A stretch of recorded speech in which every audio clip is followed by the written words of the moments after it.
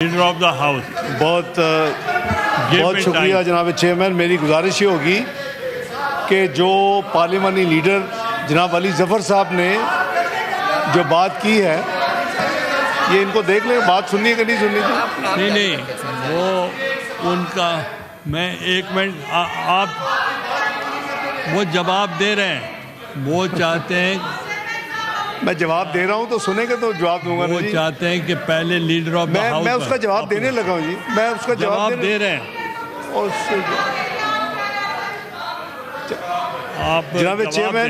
جناب چیئرمین میری گزارش یہ ہے کہ دو سوال ریز ہوئے ہیں.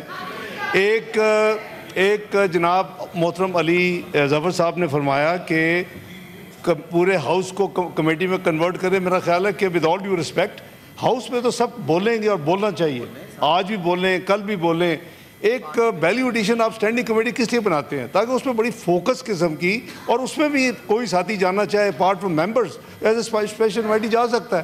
تو میرا خیال ہے کہ دونوں کو پیرل چلنے دیں, بجائے یہ کہ یہاں تو تقریریں ہو رہی ہوں گی لیکن جو فوکس جو ہوگی نا جی اس پہ کنسنٹریشن جیسے بجٹ میں کرتے ہیں فار ایگزامپل, تو میرا خیال ہے کہ اتنی امپورٹنٹ ہے, ہر ایک کو بولنے کا موقع ملنا چاہیے. میں نے جو آپ سے وعدہ کیا تھا, چونکہ اس وقت اپوزیشن نے یہ ان چیزوں کا خواہشات کا اظہار کیا تھا کہ ہم پہلے اس دفعہ سینٹ میں اس کو لے کے آئیں گے بجائے نیشنل اسمبلی میں لے کے, وہ پورا کر رہے ہیں. ہم نے کہا تھا کہ اس کو ہم کمیٹی میں آپ کو ریکویسٹ کریں گے, بجائے یہ کہ یہیں ڈسکس ہو گئے یہیں ووٹنگ شروع ہو جائے, وہ بھی نہیں کر رہے.